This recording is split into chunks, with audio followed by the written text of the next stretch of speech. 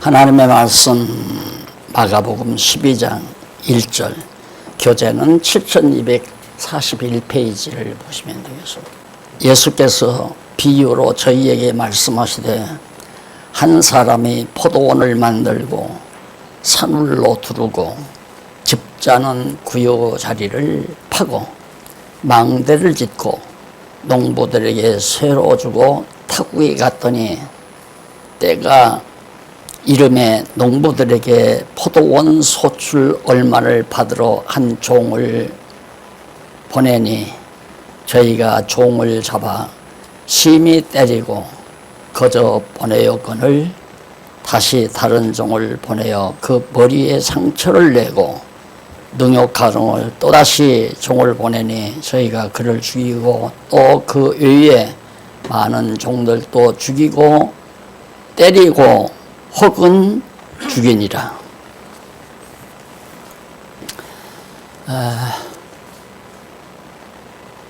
지금 우리가 지난 한 주간 제가 강의를 결강을 해서 좀 죄송한 마음을 가지고 있고요. 피치 못할 그런 상황이라서 그렇게 됐습니다. 그리고 그래서 이제 아마 제 강의를 들으시는 흐름을 놓치셨을까 계속 그거 걱정이 돼요. 그 흐름을 놓치면 안 되는데 지난번 강의 내용을 그냥 간직하고서 지금 우리가 어떤 내용을 계속 듣고 있는가를 의식하면서 오늘 강의를 들어야 되는데 지난 강의 까마득한 상태에서 오늘 강의를 들으면 별로 큰 의미가 없습니다. 그게 우리 성경신학이 의미 분석에 의해서 도출된 신학, 천하에 없는 신학 아닙니까? 그러니까 의미라고 하는 것은 전체 내용 속에서 파악이 되는 거기 때문에 항상 그 줄거리가 매우 중요하죠. 근데 우리는 지금 쉽게 말하면, 아주 쉽게 말하면 예수가 왜 그리스도인가?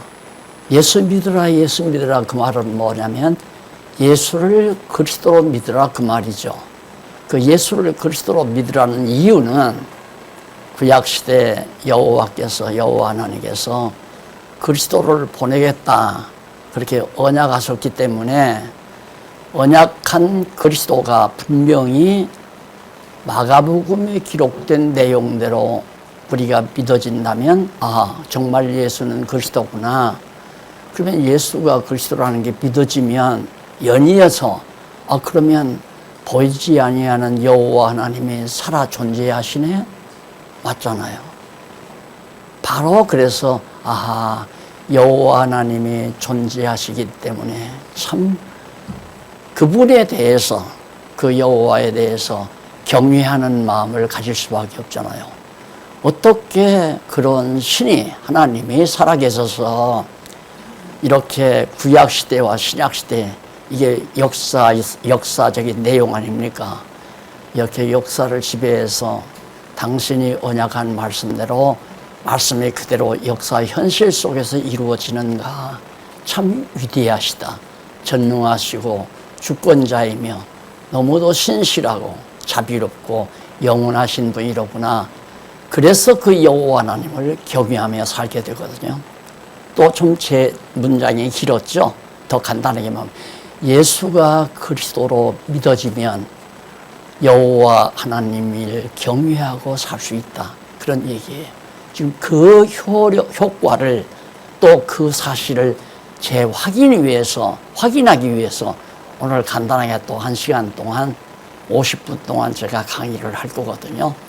그 흐름에서, 그러니까 오늘 또 말씀으로 주임을 증거한다. 이쪽 1239페이지에 한쪽 가로 2번이 나오죠. 그 1번은 말씀이 아니라 표적으로 주임을 증거한다가 나오잖아요. 표적으로 주임을 증거한다, 이번에는. 그럼 우리가 예수가 이 땅 위에 처녀의 몸에서 나신 예수가 누구냐? 주인이다. 그분이 왕이다. 그 말이에요. 다시 말해 그리스도다. 그런 신분에 의해서 나는 분명히 예수는 그리스도다 하나님께서 구약시대에 연약하신 그리스도다, 이걸 확인해 주려는 것이 바로 이 마가가 시도하는 내용의 줄거리란 말입니다. 그래서 지난번까지는 표적으로 증거했죠. 표적으로. 근데 오늘은 말씀으로 예수님 당신이 그리스도다, 주다, 왕이시다, 임금주 아니에요? 왕이다. 그러니까 그리스도다라고 하는 뜻이죠. 그래서 그것을 증거하는 내용이 12장과 13장에 있으니까 오늘 이 두 장을 강의할 겁니다. 잘 따라오시기 바랍니다. 첫 번째, 순환의 신분을 가르쳐 줍니다. 내가 이제 순환 받는다. 왕이지만, 내가 왕이지만, 주인이지만은 내가 많은 순환을 받는다. 그것이 17절까지, 12장 17절까지 나와요. 그 다음에 두 번째가, 그러나 순환 받을 뿐만 아니라 영광도 받는다. 영광도 받는다. 그래서 영광의 신분이에요. 세 번째는, 양쪽 가로 세 번째는 재림의 신분이에요. 내가 재림한다. 그러니까 놀랍죠. 내가 지금 곧 얼마 안 있다가 순환을 받지만, 어려움을 겪지만은 내가 영광의 신분, 부활한다 이 말이에요. 죽었다가 내가 부활한다. 그리고 부활을 승천해서 장차 재림한다. 그러니 내가 그리스도가 아니냐 그 말이에요. 쉽죠. 성경이 참 쉬운 거예요. 잘만 파악을 해서. 제가 써놓은 강론집을 이 독자가 박용기라는 사람이 왜 이렇게 성경을 풀어서 가르쳐 놨나, 그 의도를 보셔야지 그냥 글자 보고 읽어가면 안 된단 말입니다. 그래서 이게 이 질서대로 꼭 보아나가면, 야, 성경은 간단해요. 오늘 우리가 여기에 왜 나왔습니까? 예수를 그리스도로 믿기 때문에 나오셨죠? 그럼 예수를 그리스도로 믿으니까 어떤 결과예요? 아, 여호와 하나님이 살아계시다는 게 믿어지죠. 그래서 아까 장로님 말씀하신, 나는 여호와 하나님이니라. 나는 여호와 하나님이시다. 항상 자기를 소개해야 여호와 하나님이라고. 왜 그러냐면 걱정하지 말라 그 말이에요. 아까 이삭도 있죠. 더 욕심사납게 그냥 다 베고 흘린 이삭까지 전부 주워가고 이렇게 하지 말고, 농사도 못 짓고 가난한 백성들을 생각해서 구탱이 좀 그냥 남겨놓기도 하고, 흘려진 것은 그냥 놔둬라. 가난한 사람들이 주워다가 먹고 살아야 되지 않느냐. 욕심 부리지 말라. 왜? 나 여호와가 하나님이니까. 나 있으니까 내 마음대로 되는 거 아니야. 내가 아무리 욕심을 부린다고 해도 부자 되는 거 아니고, 욕심 안 부린다고 해서 부자가 안 되는 것도 아니고, 욕심 아무리 부려서 노력해도 가난하게 되고, 가난한 것도 내 마음대로 가난한 것이 아니라 하나님께서 가난하게도 하고 부유하게도 하는 거다. 이제 그런 의미를 바로 구약에서 담고 있지만은, 나가서는 우리가 신약시대 보면 오병이의 역사 예수님 행하잖아요. 5,000명이 먹고 4,000명이 먹고 막 12광주리가 남아요. 그러니까 그 조금 가지고 오병이어 물고기 2마리 떡 5개가 모자랄 건데 다 먹어버리지 않고 내놔서 버리잖아요. 부스러기를 버리잖아요. 뭐냐면 구약의 모든 율법도 예수님께서 이 땅에 오셔서 유대인들이 끝까지 예수를 다 믿어버리는 것이 아니라 예수를 버려요. 생명의 떡으로 오신 예수 그리스도를 유대인들이 버린단 말입니다. 누가 먹게? 이방인들이 먹게. 우리가 유대인들이 버린 예수를 우리가 그리스도로 믿고 구원에 동참하잖아요. 그래서 구약의 율법을 예수님께서 이루신다는 얘기거든요. 그래서 역시 오늘 12장도 12장에서부터 13장도 오직 말씀으로, 예수님께서 말씀을 통해서 내가 그리스도다, 그걸 우리들로 하여금 깨달아 알고 믿게 하시려고, 유대인들이 버린 생명의 양식인 그리스도를 오늘 우리들이 먹고 사는 거예요. 오늘 이 아침도. 그러니까 한동안 믿다가 이렇게 보면 그래도 뭐 어려운 일이 있고 무슨 일이 내 욕심대로 안 이루어지면 정말 하나님 믿고 사는 건 내 인생 완전히 사기당하는 거 아닌가 싶은 의심이 들고, 그러니까 하나님의 말씀을 등한히 하게 되면 순간에 사단의 영에 의해서 내가 의심이 들어와서 전부 신앙에서 또 멀어져 갈 수도 있다는 얘기예요. 그러니까 여러분들이 때를 따라 하나님의 말씀을 먹는다는 것, 받아 듣는다는 것은 엄청난 은총이죠. 자, 그럼 넘어가서 순환의 신분에 대해서 우선 먼저 12장 1절로 12절에 보면 아까 포도원 비유 말했죠. 어떤 사람이 땅을 개간해서 포도원을 심고 산을 놓도록 울타리를 두르고 포도즙을 짜는 기계를 만들어 놓고 해서 일꾼들에게 바로 세를 내줬어요. 그 밭을 세를 내줘. 한 3, 4년 지나니까 포도들이 막 이제 열매가 맺히고 포도주가 생산이 되고 그래서 돈을 많이 벌 거 아니에요. 그럼 세를 내준 농장 주인이 세를 받으러 누구를 보냅니까? 종들을 보낼 거 아니에요. 가서 세금 받아, 포도원 세 받아와라. 그러니까 이 농장을 세를 내서 경영하는 사람이 세를 받으러 온 농장 주인의 종을 갖다가 죽인단 말입니다. 때리고 내쫓고 안 줘요, 세금을. 그 다음 또 보내니까 또 그래요. 마지막 아들을 보내니까 죽여버리고 말아요. 자, 벌써 짐작이 가잖아요. 아하, 유대인들이 예수를 영접지 아니하고 결국은 십자가에 못 박아 죽일 것에 대한 비유를 예수님이 그렇게 드시는구나. 그러니까 그 아들을 죽이는 건 요놈이 앞으로 이제 이 포도원을 바로 이제 인수받아서 포도원을 이제 계승받아서 이제 지을 주인이니까 요놈 죽이면 이 포도원은 우리 거가 된다. 이런 생각에서 죽였다는 얘기죠. 그래서 저 농부들이 서로 말하되 이는 상속자니 자 죽이자. 그 바로 그 7절에 나오잖아요. 그러면 이 유업이 우리 것이 된다. 이렇게 생각을 하는 거죠. 자, 이런 비유를 들어서 얘기를 하면서 10절에 보니까 그런 말이 나와요. 너희가 성경에 건축자들이 버린 돌이 모퉁이의 머릿돌이 되었나니 이것은 주로 말미암아 된 것이요 우리 눈에 바로 기하도다 라고 해요. 이런 말씀이 나와요. 그러니까 이미 너희들이 예수 그리스도를 버리는 것은 이미 구약에서 성경에서 이미 얘기했다. 뭐라고 얘기했냐면 바로 건축자들이 버린 돌. 건축자들이 돌을 버릴 수가 없잖아요. 돌을 놓아야 기초공사를 하고 집을 짓는데 근데 건축자들이 돌을 버려요. 그것은 영원한 하나님 나라를 건설할 건축자들, 나라를 건설할 건축자들이 도리어 예수 그리스도를 내버렸다 이거죠. 이것은 이미 구약에서 예언된 것이다. 내가 버림을 받았다. 그래서 거기 이 말씀은 주로 말미암아 된 것이다 했을 때 앞으로 11월인가 10월쯤 아마 우리 동력자협회에서 모임을 간다고 하는데 그때 우리 박홍기 교수께서 이제 자세하게 발표를 해주겠지만은 여기 주로 말미암았다고 하는 이 주가 여호와로 말미암았다는 얘기예요. 여호와로 말미암았다. 이게 구약 시대 여호와 하나님께서 건축자들이 버린 돌이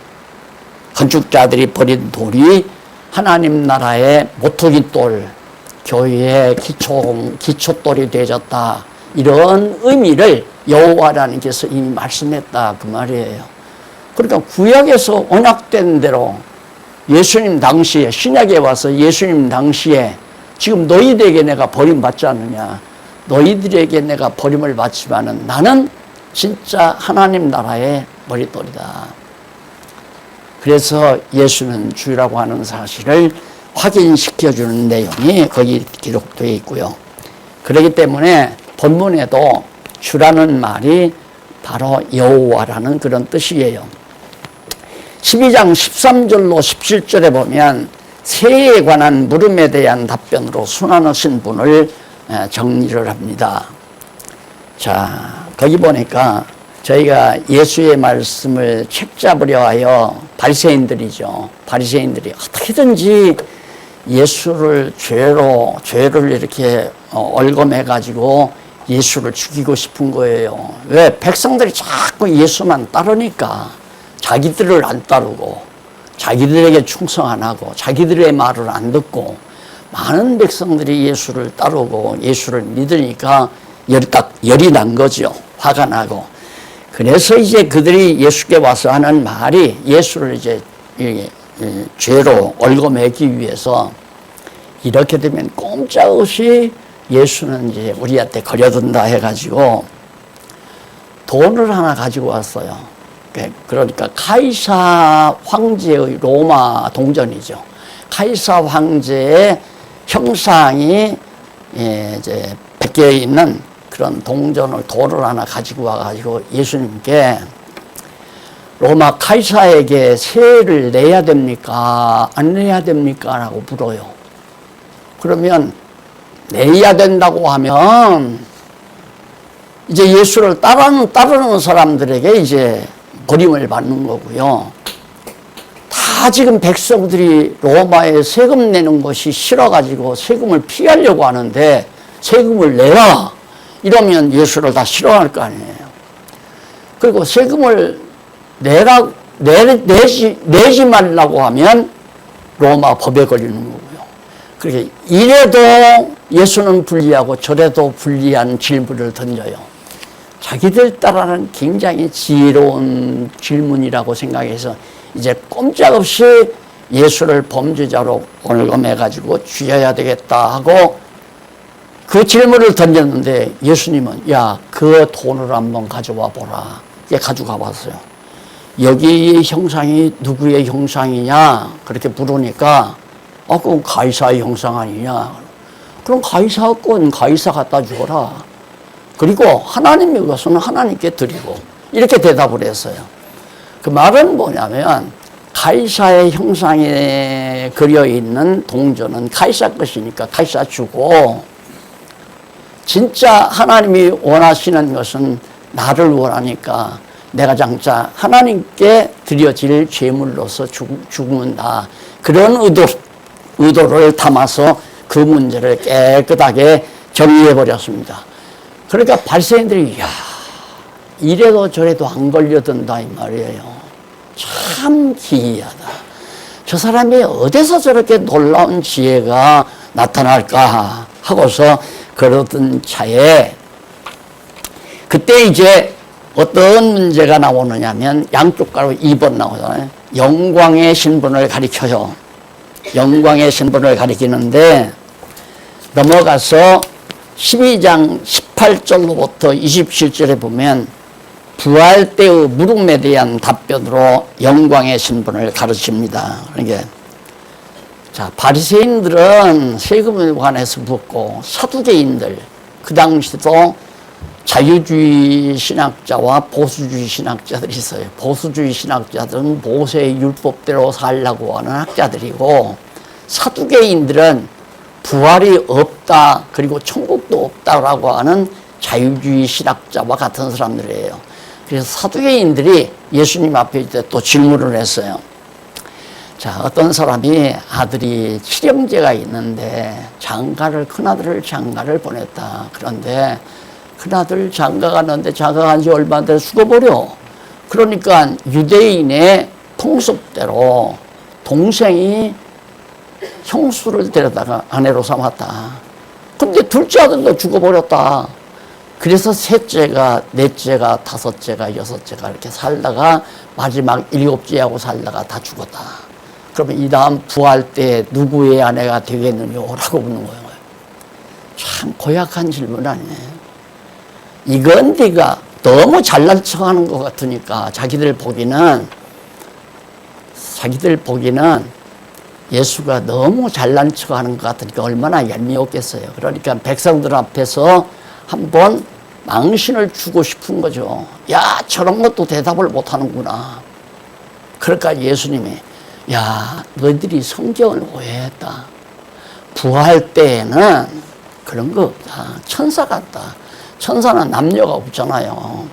그러니까 우리가 이 세상에 살 때에는 남자와 여자가 따로 존재하지만은 우리가 이 다음 부활하게 되면 다 천사와 같아서 남자 여자가 하나가 되어진 상태로서 그렇게 부활을 하기 때문에 누구의 아내로 부활하는 것이 아니라 하나님의 자녀로 부활하는 것이다. 이제 그렇게 답변한 거란 말입니다. 그러니까 할 말이 없잖아요. 그래서 이제 그것도 예수님이 얼마나 당신이 이제 이 부활 때의 물음에 대해서 답변함으로 영광의 신분, 부활할 때에는 천사처럼 영광스러운 신분을 가지게 된다는 사실을 은연중에 예수님께서 가르쳐 준 거죠. 그 다음에 12장 28절로 34절에 보면 첫 계명의 질문에 대한 답변으로 영광의 신분을 가리킵니다.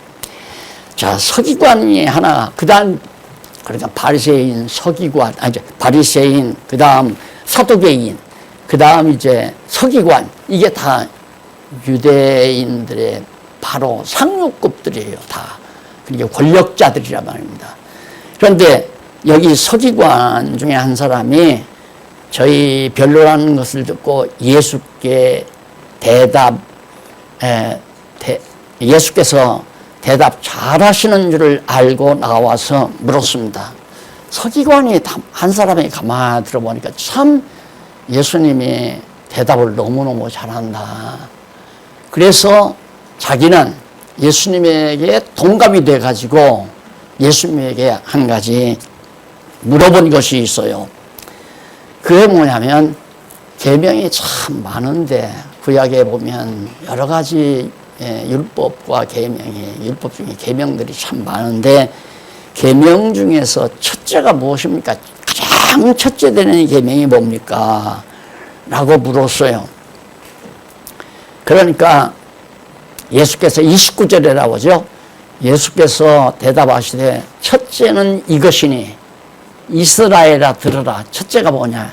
주 곧 우리 하나님은 유일한 주시라.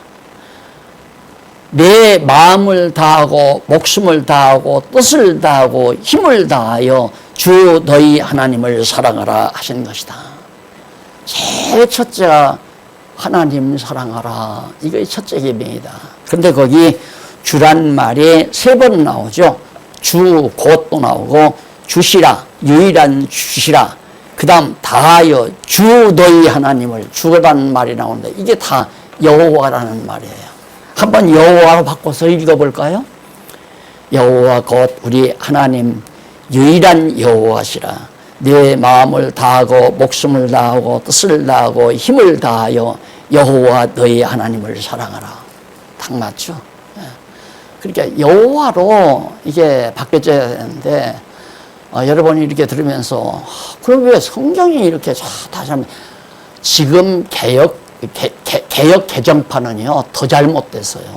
그건 완전히 인간적인 생각을 집어넣어서 내용을 다 고쳐버렸단 말입니다. 근데 이게 성경이 모세가 처음 기록한 것이 아마 지금 발견이 된다면 그건 아마 수천억 대, 수조원 대 간다고 해도 과언이 아닐 거예요. 그게 없잖아요. 그건 없고 사본이 계속 전해진단 말입니다. 사본을 할 때 졸려서 글자를 잘못 쓸 수도 있고 점을 하나 찍어야 되는데 안 찍을 수도 있고 그래서 성경에 보면 1.1획이라도 더하거나 덜하지 말라. 그냥 요한계시록의 마지막 보면 더도 말고 덜도 말아라 그 말이죠. 그러면 점과 획이라고 하는 것은 히브리어나 헬라어에서도 그렇죠. 히브리어나 헬라어에서 점과 획이라고 하는 것은 완전히 뜻을 달리하는 결과가 나와요. 과거를 현재로 할 수도 있고 현재를 미래로 그렇게 만들어 갈 수도 있고 또 사랑한다는 것을 미워한다는 말로도 그렇게 바꿔나갈 수도 있고 그러니까 절대 그렇게 고치면 안 된다 이 말이거죠. 자, 그래서 제가 성경을 갖다가 40여 년 동안 이렇게 퍼즐을 빈틈없이 딱 맞춰가지고 성경 전체의 뜻을 파악할 때 나는 기적처럼 느꼈어요. 나 알거든요. 사본학을 제가 했잖아요. 학교 다닐 때, 신학교 다닐 때 사본학을 했는데, 사본학에서 정말 다 밝히는데 정확한 것 밝히기가 쉽지 않단 말입니다. 그러니까 문장학을 더 해야 하는데, 이 사본학 다음에는 문장학을 해야 돼요. 그 문장을 통해서 이 문장 전어문맥을 통하여 이 부분의 단어를 어떤 의미를 선택하는 것이 옳겠다, 이렇게 정리를 해야 되는데, 문장학은 아주 고도의 학문적 연구기관에서 이제 해야 되는데, 좀 문장학을 한 것도 아니잖아요. 또 문장을 알 수도 없고, 성경을 창세기부터 계시록까지 하나의 문장으로 이렇게 딱 정리가 돼야 정확하게 성경의 내용의 단어들을 선택할 수가 있는데, 사전에 보면 한 단어가 3개도 되고 4개도 되고 의미가 이렇게 해석할 수도 있고 저렇게 할 수도 있고, 사랑이란 말이 우리말로도 자비라는 말도 되고 용서라는 말도 되고 아낀다는 말도 되고 다 그렇게 바꿀 수도 있잖아요. 그러니까 그런 단어 중에서 어떤 걸 선택하느냐는 매우 중요한 건데, 저도 성경을 전체의 퍼즐을 못 맞췄으면 이 강론집을 못 쓰죠. 쓸 수가 없죠. 성격이 다 틀린 거니까. 그래서 그런 문제는 과거에도 많이 말씀드렸으니까 그렇지만 놀랍고 놀라운 일이죠. 이게 문장학을 적용하니까 나오는 거예요. 문장학을 적용하니까. 갑자기 뜬금없이 천국은 세례요한 때부터 천국은 침노를 당하느니 침노한 자보다 빼앗느니라. 나는 성경에서 절대 인간의 자유의지가 없다는 것이 너무도 분명하게 드러나는데, 거기 보니까 천국 가려면 저희가 전투하듯이 싸워서 천국을 침노해야 천국 간다는 얘기예요. 석 달을 작업을 못했잖아요. 석 달을, 3개월을. 전어 문맥, 성경 전체 배경을 통해서 문장학적으로 보니까 그게 아니라 세례요한 때로부터 천국의 주인으로 오신 예수 그리스도께서, 천국의 주인으로 오신 예수 그리스도께서 계속해서 고통을 당한다. 그러니까 죽이려는 사람이 지금 침투하고 있다. 계속 죽이려고. 여기 바리새인과 서기관들처럼. 근데 장차 그들이 예수 그리스도를 붙잡아 간다. 그런 뜻이더란 말입니다. 그러니까 딱 들어봤잖아요. 내가 헬라어 히브리어 대학에 가서 대학원을 한 것도 아니고 박사학위를 한 것도 아니고 문학 박사학위를 가지고 있는 것도 아닌데, 그래서 성경이라고 하는 것이 하나님께서 감동하고 지혜를 주어서 전원 문맥이 다 퍼즐 맞듯이 맞아 떨어진 다음에 의미가 파악되는 거기 때문에, 그래서 의미 분석이란 말이에요. 의미 분석. 그래서 어떤 목사님 한 분이 지금 성경신학적으로 논문을 하나 쓰겠다. 논문을 하나. 박사가 이미 됐는데 내 박사는 가짜라 이거죠. 성경신학적인 박사 논문을 써서 박사가 자기가 논문을 내겠다고 그러더라고요. 그래서 자꾸 그분이 그래요. 야, 정말 성경신학의 그 의미 분석이라는 말이 너무너무 자주 그런 얘기를 해요. 그래서 내가 한마디 그냥 사석에 앉아서, 그럼 목사님, 박사님, 논문 한번 써보지. 성경 해석학에 있어서 의미 분석의 당위성이라고 하는 그런 주제, 당위성 연구라고 하는 그런 주제로 한번 논문을 써보니까 눈이 번쩍 하더라고요. 그동안 막 스마트폰에다가 적어 놨어요. 아마 머지않아 몇 달 후에는 내년쯤은 아마 논문이 나올지도 몰라요. 의미 분석이라는 말이 그래 나오는 거거든요. 전체 내용을 알아야. 그래서 여기도 첫째 계명이 바로 예수 여호와 하나님을 사랑하라 이것인데, 제가 그렇게 이제 성경을 연구하면서 이렇게 인생을 살아보니까 사람에게 있어서 가장 소중한 게 있더라고요. 가장 소중한 것은 첫째가 경외심이에요. 내가 경외하는 마음을 가지고 있는 것이 최고예요. 그 다음 감사하는 마음이에요. 그 다음에 사랑하는 마음이에요. 요 3가지, 경외심, 감사, 그 다음 고마움이죠. 고맙고 감사한 거. 그 다음 사랑하는 거. 요 세 가지 마음을 간직할 수만 있다면, 그 간직을 하고 산다면은 성자가 자신이 되는 게 아니라 바로 성자의 생활이 가능해진다 하는 생각을 자주자주 저는 하고 싶어요. 왜냐하면 경외심이라고 하는 것은 정말 위대하신 분에게 내 마음을 간직하는 거 아니에요? 그러면 내가 생각할 때 정말 위대하신 분이 존재한다고 믿어지면 내게서 경외심이 나올 거 아니에요. 그러니까 내가 경외해야 되겠다 해서 경외심이 나오는 것이 아니라 경외하는 마음이 생기게끔 하나님께서 나에게 지혜를 줘서 여호와 하나님의 존재를 깨닫게 하면 경외심이 생기는 거예요. 여호와를 경외하는 것이 인간의 최대 본분이라고 그랬잖아요. 그 다음에 감사한 것은 하나님께서 그때그때 우리에게 베풀어 주신 은혜에 대한 감사는 수직적이고, 그 다음 우리 형제들끼리, 동역자들끼리, 우리 성도들끼리 서로 사랑하는 것도 역시 사랑도 그렇지만 감사도 그러잖아요. 우리가 선배에게 감사한 것도 있고 또 같은 성도에게 감사한 것도 있고, 그러면서 감사하는 것이 뭘로 바뀌냐면 사랑으로 바뀌잖아요. 그게 사랑으로.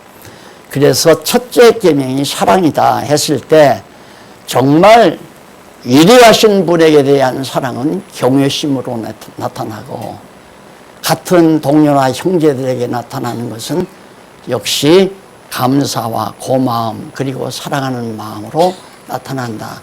그래서 첫째 계명은 사랑하는 거고, 하나님을 사랑하는 거고, 두 번째 계명은 바로 내 이웃을 내 몸과 같이 사랑하는 거고, 이웃을 내 몸과 같이 사랑하는 거고, 이 바로 그 내용이에요. 그게 뭐냐면 바로 그것이 교회 생활이에요. 성도의 생활이에요. 성도란 첫째 하나님 사랑하는 거, 즉 하나님을 경외하며 사는 거죠. 사랑하니까 경외하는 마음이 생기죠. 그러니까 하나님을 경외하고 사는 사람은 자기가 잘난 척 안 하려고 해서 안 하는 것이 아니라 잘난 척 해지지를 않죠. 너무 위대하신 분을 알고 있기 때문에 감히 자기가 잘난 척 하려고 하는 생각조차 나타나질 않는 거예요. 그래서 누가 역시 예를 들어서 나를 위대하게 자꾸 보면 당신도 아직도 멀었다. 나는 그래요. 솔직히. 나를 자꾸 축해요. 만나는 목사님은 사람이 있거나 사람이 있으면 더해요. 나가 있는데도 아첨하는 게 아니라 진심으로 그분이 그래요. 이 박 목사님은 세계적으로 없는 분이다. 세계적으로 없는 초유의 실학자다. 이러면서 나를 축혀 올려요. 그러면 내가 의자에 앉았으면 발로 툭 차고, 발에 그냥 다리에 앉았으면 내가 어깨를 탁 치고, 아이 목사님 그러시지 말라니까. 그리고 얘기하죠. 그러니까 그게 왜 그러냐면 내가 겸손해서 그런 게 아니라 주제 파악을 할 수 있으니까. 내가 위대한 게 아니잖아요. 나를 창조해서 이 세상에 보내시고 이 세상에 보내서 천박한 나에게 이 귀한 보화를 깨닫게 해서 여호와 하나님 경외하고 사랑하는 성도들을 사랑하며 또 그리스도 안에서 동역자를 아끼고 감사하는 마음을 가지고 살 수 있게 됐다는 것은 더 없는 그 이상의 행복이 어디 있어요. 그런데 이런 교회 생활이 이런 진리를 못 깨닫게 되면 내가 제일 위대해야 돼. 내가 세계적으로 내가 위대해야 적성이 풀려요. 아니 손흥민이가 그래 무언 상인가 하나 탔으면 됐잖아요. 그런데 요즘에 또 수비에 누구야 그 얼굴 넓적한 친구 어디로 팔렸잖아요. 뭐 굉장히 엄청난 돈을 받고 팔려갔잖아요. 그러니까 심부름하죠. 나보다 잘난 놈이 있으면 안 돼. 그게 세상이에요. 그게 세상. 그러니까 세상은 최고로 잘나야 돼. 서로 으뜸이 되려고. 그러니까 나는 늘 그렇게 생각해. 이 짐승 같은 인간들이 사는 세상은 한 사람만 행복하고 다른 사람은 다 불행해야 된다. 마음가짐이 그거예요. 부자도 세계적으로 최고 부자가 돼야 돼요. 무엇을 하든지 세계적인 인물이 돼야 성공으로 알지. 예를 들어서 세계에서 가장 위대한 과학자로 군림을 받았는데 한국에서 위대한 과학 누가 알아줘요? 그러니까 별로 그것도 마음이 원치 않죠. 그런데 참 이 성경을 깨닫고 신앙생활 한다는 게 참 기이하죠. 놀랍죠. 여호와 하나님 경외한다는 건 든든하잖아요. 그 하나님이 나를 사랑했다는 것. 어떻게? 천없이 못된 나라도 하나님은 다 덮어버리고 나를 사랑한다는 거. 아가서에서 배웠잖아요. 그런 하나님이 나를 사랑한다니까 더 이상 바랄 게 뭐 있어요. 그러니까 자연히 형제들과 비교하려고 않죠. 저 형제를 따라 먹으려고 하지 않고, 저 사람을 누르려고 하지 않고, 저 사람을 내가 지배하려고 하지 않고, 형제를 갖다가 이용하려고 생각하지 않고, 사랑하고 감사하려고 서로 감사하고 서로 사랑하고 살려고 하죠. 그래, 우리도 하나님을 사랑하고 이웃을 우리 몸처럼 사랑하는 거. 누가? 예수님이 그거 실천했잖아요. 율법의 두 가지 율법, 하나님을 사랑하고 이웃을 자기 몸처럼 사랑하는 거 예수님이 다 이루셔서 우리가 예수의 지체로 삼아가지고 우리들도 그렇게 살아가도록 우리의 신앙을 성숙시켜 간다 그 말이에요. 제가 시간이 없어서 얘기하기가 좀 곤란한데, 제가 이 인간 사회에서 20회간에 정말 존경하는 분이 하나 있었어요. 그분이 누구냐면 내가 목회를 때려치워버리려고 너무도 멋있어하고 소통이 안 되니까 이런 인간들하고 내가 교회 생활 목사가 돼서 산다는 게 나는 싫다 해서 그냥 초야에 묻혀서 야학운동이나 하고 사상운동이나 하려고 그렇게 해서 이제 저 천안 부근으로 가려고 했을 때 선배 목사님 한 분이 법적으로 다 해서 상소장 다 쓰도록 해가지고 그래서 7년 만에 승소했잖아요. 그래서 오늘이 있게 된 거거든요. 그래서 그분은 추석날이더라고도 자꾸 생각이 나요. 연말이더라면 특히 크리스마스나 또 연말 연시가 되면 자꾸 그분 더 생각이 나요. 그래서 꼭 매년 인사를 드리며 살아왔는데 코로나 때문에 못 만났잖아요. 그래서 만나러 갔더니만 세상 떴더라고요. 뭔가 한쪽이 다 묻어나는 것 같아요. 선배 존경할, 내가 존경하고 이렇게 섬길 만한 선배가 없다는 것이 허전하더라고요. 한동안 내가 그래서 거기서 많이 느끼는 게 상대적으로도 우리가 인간적으로도 존경하는 사람이 있다는 게 좋고, 물론 수직적으로 하나님을 경외하며 산다는 건 더 말할 것도 없고, 그래서 이제 또 존경하는 분을 찾으려고 나를 7년 만에 풀어놓은 총회 서기 목사님이었던 분을 또 묵색했잖아요. 한 분을 좀 존경하는 분 또 내가 찾아서 해야 되니까. 그랬더니 그분도 세상을 떴대요. 그래서 이제 한 분 남은 분이 있는데 그분이라도 내 생전 살아있는 동안에는 선배 목사님 잘 하여튼 가끔 인사라도 드리고 그저 정말 1년에 한 차례라도 선물이라도 하면서 그렇게 살아야 되겠다 그런 생각을 요즘도 하고 있는데, 정말 수직적으로 여호와 하나님을 경외하며 산다는 것은 더 없는 내 마음을 확 붙들어 주잖아요. 요지부동으로 붙들어 주잖아요. 명예도 귀찮고 부도 귀찮고 인기도 귀찮고 오직 내가 경외하는 절대자 여호와 하나님이 나를 사랑한다는 그 하나로 만족한 거죠. 그러니까 내가 늘 그래요. 결혼할 때 주례받으신 분들 다 기억나죠? 행복은 사랑해야 행복한 게 아니라 행복한 자만이 살아갈 수 있는 거예요. 사랑의 기본 조건이 행복이에요. 행복하지 않으면 사랑 안 해요. 근데 행복하기 위해서 사랑하니까 다 부부 생활이 엉망이고 나중에는 서로 다투고 이혼하고 다시 재혼하고 난리가 나죠. 근데 사랑하기 때문에 행복한 게 아니라 하나님 여호와를 경외함으로 행복이 완전히 자리 잡게 되면 범사에 감사가 나오잖아요. 범사에 감사하니까 결국 나와 같이 하는 친구도 사랑스럽고 친구도 정말 고마운 마음이 생기고 후배는 더 말할 것도 없고 제자들은 더 말할 것도 없고 누가 공부를 시작한다면 정말 막 태어나서 3살짜리가 옹알이 하면서 빵실빵실 웃으면서 부모들 정신없게 만들듯이 그런 심정이에요. 갑자기 엊그저께 새로 성경 공부하는 분들 팀을 만들어서 지금 저기 세미나실이에요. 세미나실에서 이제 이 시간 끝나면 한다고 그래서 와 정말 누가 공부할지는 모르지만 그런 생각이 들더라고요. 그러니까 그런 것들이 이제 말씀드린 대로 여호와라는 경외하고 그래서 이 2가지 계명 요건 좀 기억해 물론 다 기억해야죠. 12장 35절로부터 40절에 보면 다윗을 글과 위선에 대한 경고로 영광의 신분을 가리킵니다. 예수께서 성전에서 가르칠 때 대답하여 가라사대 어찌하여 서기관들이 그리스도를 다윗의 자손이라 하느냐. 서기관들, 성경 가리키는 사람들이에요. 서기관들이 장차가 그리스도가 오면 그 그리스도는 다윗의 자손에서 온다. 그러면서 그걸 왜 그러냐고 묻는 거예요.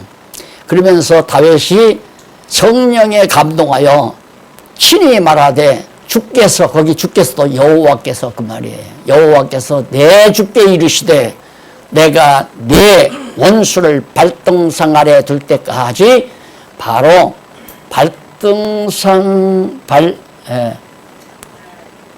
원수를 발 아래 둘 때까지 내 우편에 앉았으라 하셨도다 하였느니라. 예수님께서 이제 죽었다가 부활하셔서 승천하신 다음에 보좌 우편에 앉아 계시다가 그 다음 재림하신다.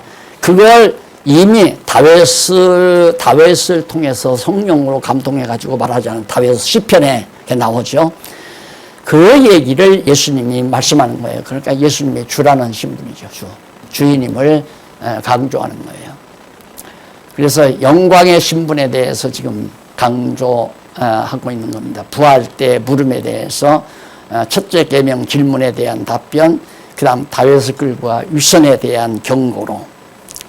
그 위선에 대한 경고는 그 바리새인들이 막 기둥 리고 긴 옷을 입고 요즘도 아직도 그런 목사님들이 있지만 강단했을 때 풍경을 가리켰을 때 가운 입죠. 막 긴 가운. 그리고 박사학위를 받은 분은 여기 세선 고란 선이 있는 후두가 달라요. 후두가. 그러니까 목사님들이 박사학위 받으려고 애를 쓰잖아요. 박사학위 받으면 후두를 까만 것만, 목사는 까만 것만 입어야 되거든요. 까만 거 입고 그냥 아무런 장식이 없는 후드만 두르고 그렇게 나오니까 성도들에게 좀 귀하게 보이질 않죠. 더 위험 있게 보이질 않는단 말입니다. 그게 위선이라는 얘기예요. 그러니까 여러분 텔레비에 보면 유대인들 막 까맣게 길게 입잖아요. 그걸 지금 꼬집는 거예요. 위선하는 거. 긴 옷을 입고 다니는 것과 시장에서 문안받는 거, 인사받는 거. 그걸 너무너무 좋아한다 이거예요. 그래서 거기 보면 39절 해당의 상좌와 그 다음 잔치의 상석에 앉는 걸 좋아하고 딱 보면 잔치에도 가운데를 모시면 가. 그러니까 인간들에게 대접받고 인간들에게 존경받는 걸 그렇게 좋아하는 거. 그게 존경과 대접이라는 게 거저 나오는 거 아니잖아요. 그것이 다 사랑의 관계에서 이제 무례히 행치한 위해서 하는 정도라면 아름다운 거죠. 나이 많으신 어른이 같이 식사 자리에 앉았는데 나이 많으신 어른이 저갈 가지고 저쪽에 있는 거 집으로 다니기가 힘들잖아요. 그럼 나이 많으신 어른을 무례히 행치 않게 식사하기 좋은 자리로 모시는 건 좋은 거죠. 그런데 그렇게 되기 위해서 자기를 꾸미는 것은 그 위선이라는 얘기입니다. 자, 그 다음 12절로부터 12장 41절로부터 44절에 보면 부자와 과부가 넣은 연보 평가로 영광의 신분을 말해요. 자, 예수께서 연복궤, 우리도 저 연복궤 놨죠. 요즘에는 이제 연복궤가 아니라 다 자동이체로 다 했던 거라. 우리는 연복궤가 필요 없게 됐어요. 누가 그걸 강요하지도 않았는데, 아야, 자동이체로 매달 나는 얼마씩 해야 되겠다 정해서 딱 자동이체로 해버리니까, 그냥 그걸 써볼 수도 없잖아요. 보낸 통장이 있고, 받은 통장이 있으니까, 그걸 고칠 수도 없단 말입니다. 그러니까 우리 교회 재정사고가 안 나는 일 중에 하나도 바로 그 자동이체예요. 아주 난 참 좋은 계기라고 알았어요. 우리 교회 체제개혁 될 때 돈이 뭐 몇 억이 빈다고 해가지고 난리가 나지 않았어요. 그래서 나도 오해를 받고 박 목사가 해먹었나 보다. 한쪽에서는 그러기 시작하고. 또 뭐 박 목사도 몇천만 원 해먹었더라 한다는 것도 나오고. 근데 나중에 알고 보니까 어느 장로님이 은행 통장 하나가 빠졌어요. 교회는 그렇게 재정사고 나면 끝나요. 생각해 보세요. 목사가 교회 재정에 혀를 대고 살아간다면, 거기다가 빨대 꽂고 있다면, 교회 재정 통장에다가 빨대 꽂고 사는 게 목사들 아니에요. 우리 교회가 그런다면 되겠어요? 안 되죠. 직송으로 해서 직접 관리를 해라. 내 돈 낸 것이 정확하게 내가 쓰고자 하는데 써졌는가를 확인하라고 그랬잖아요. 우리 교회는 반드시 그래야 돼요. 자, 그래서 바로 그런 문제들을 이제 연복궤를 했는데 어떤 과부가 가난하니까 동전 하나를 넣었어요. 부자는 좀 넉넉한 거 갖다가 호주머니에 남는 돈에서 넉넉하게 집어넣었어요. 예수님의 평가는 과부의 연보가 많다 그 말이에요. 천국의 셈법은 달라요. 그게 뭘 따지느냐면 마음 중심을 따져요. 뭘 따졌냐. 예를 들면 부모도 마찬가지잖아요. 큰딸은 잘 살아요. 잘 사니까 아버지 생일에, 예를 들어서 우리 집 말하는 게 아니에요. 예를 들어서 큰딸은 잘 사니까 아버지가 늘 가지고 싶었던 아주 비싼 차를 한 대를 사다 줬어요. 근데 막내딸은 못 살아요. 예를 들어서 못 사니까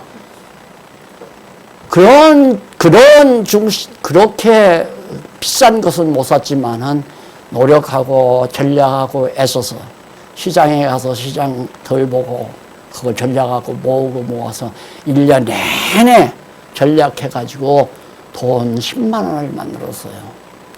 그래서 아버지, 어머니 여름에 시원하게 입으시라고 런닝 하나씩을, 속옷 하나씩을 사가지고 왔다 이 말입니다.